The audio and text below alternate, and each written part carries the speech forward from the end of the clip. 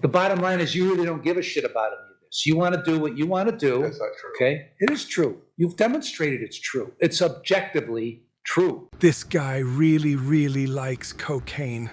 Violation, positive urine screen, September 9 for cocaine. You understand that charge? Yes, sir. Second charge, positive urine screen for cocaine, September 16th. You understand that charge? Yes, sir. Ms. Novotny? Your Honor, we're just asking for any leniency with regard to sentencing today. Previously, my client did admit to the violations in front of you. We were working in our office with our social worker, Aaron Mayer, and ultimately were able to receive a letter from Landmark Recovery regarding a bed that would be available for our client. They pre-accepted him upon the court's granting of him to be released to Landmark Recovery. So I do have a letter documented, and I know we mentioned it in chambers with that respect. My client is a union pipe fitter. He's been a union pipe fitter since 2010. He also works on automobiles on the side for Bob's Auto. He's very concerned, Your Honor, if there is a prison term involved here, that he would lose his house. Well, he's not that concerned because he keeps doing cocaine. Your Honor, So- he's informed me today that he believes in 8 days that he will potentially lose his house since he has not been working. He will lose everything, and that's what his worry is Well, at whose this time. fault is that? I I mean, Your Honor, how many times you got to come here with the same stuff Your Honor, and then tell me your concern is your work in your house? Your Honor, sir, What? can I elaborate? We haven't started yet, so there's nothing to elaborate on. So go ahead. I'm just being kind of slow. I'm really nervous to address you today. Why? You're very experienced at it. You keep coming here, so you don't have a problem. So you're used to it. So go ahead. Don't be nervous. It's hard to control, sir. I am nervous. Since 1987, I took care of myself and worked hard. And, you know, Mrs. Novotny here has presented this to me. It's another month upon availability.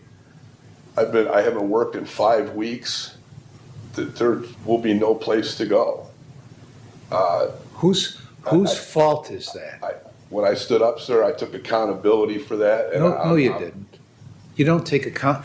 You don't. What do you mean you take accountability for? Well, how should I convey this to you? I'm not sure how to word it. I've been in jail almost 5 weeks. I learned my lesson, my heart, mind, body, and soul. And I need another chance. I deserve it. I'm a good, hardworking citizen. What do you mean you deserve it? Sorry, sir? How do you conclude you deserve it? Well, because like I was starting to say to you, is that I'm a good, hardworking citizen. On the first year of probation, I went off the road twice. Excuse me. Like I said a minute ago, I hate to be redundant, repetitive. I learned my lesson so bad. I had a lot of time to think about my actions and what I do. And I thought about my career and that, and I need a place to live. I don't have anybody. I'm by myself. My wife passed away some years back. I just need another chance. Why do you keep doing drugs? I don't want to say stupidity, and I don't want to say addiction either, because I was in here one time with you, and I said I'm not addicted to anything except cigarettes. I think I even got that beat now. I just timing and people, places, and things. Did they tell you to use that phrase over here? Or what? No, sir. Nobody told me to do anything. I'm talking to Judge O'Donnell. So, Nicole, what did he tell you with regard to this cocaine use? Well, essentially, he kept saying, no way, and then he said he was around people who use drugs, and then he kept saying, no way, and at that point I said, let's sit here in silence and wait for the deputy. Okay. This is the third time we've done this. I remember speaking with her. I just overwhelmed. And everything flashed in front of you. It's like, man, I drove a car. I'm not going back to work. Sometimes you're just out of timing of what to say. Okay. I wasn't trying to disrespect my probation officer. Well, it's not a matter of respect or disrespect. I mean, you can't tell the truth. Yes, I can. Well, you don't. I know you probably can, but you don't. Sir, You've never told the truth since you've come in here, okay? Now, if you're not addicted to drugs, then you've made a decision that you just want to keep doing it, regardless of the I consequences. don't want to keep doing it. Well, then why do you keep doing it? Like I said a few minutes ago, Your Honor, I was on probation 6 or 8 months. I went off track twice. I effed up. I know. I know effed that. up. I know that. Okay. I know that because this is the same. This is the same speech you give me every time you're here. I'm not giving you a speech. I'm just Okay. So I know you effed up. Okay. Otherwise, you wouldn't be here. right, and But that's not the topic of discussion. The topic of discussion is if you're not addicted to drugs, why do you keep doing drugs? Now, the honest answer is you are addicted to drugs. That's why you keep doing drugs. Because you're addicted to drugs, we give you treatment options that you blow off. Okay? Because you don't want to do it. that's not true. Okay, tell me what's true. What's true is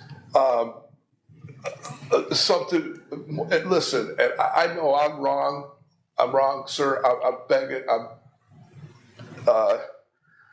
I know I'm not here. You're not put me to death or anything. I'm begging to keep my life above boards where I'm not homeless. I'm pleading with the court for some intensive outpatient. I just so I can work. Didn't you create the problem? Oh yes, sir. I admitted that twice. Yes, there's no question about that. Okay. Yes, sir. So what I'm supposed to do is ignore all the crap you've pulled since you've been on probation because you won't have a job when you're done. Is that what I'm supposed to do? I don't want. I mean, you, don't you keep using the same goddamn excuse every time you're here? The answer is yes, you do. I saw you one time before, sir. I'm human. I'm 54 years old. I just want to be able to take care of myself. I did almost 5 weeks in jail. I'm being repetitive. I learned my lesson, sir. If you want to take care of yourself, then why don't you take care of yourself?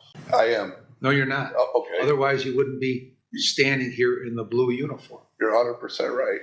Well, I am 100% right, but it doesn't take like a genius to figure out I'm 100% right, right?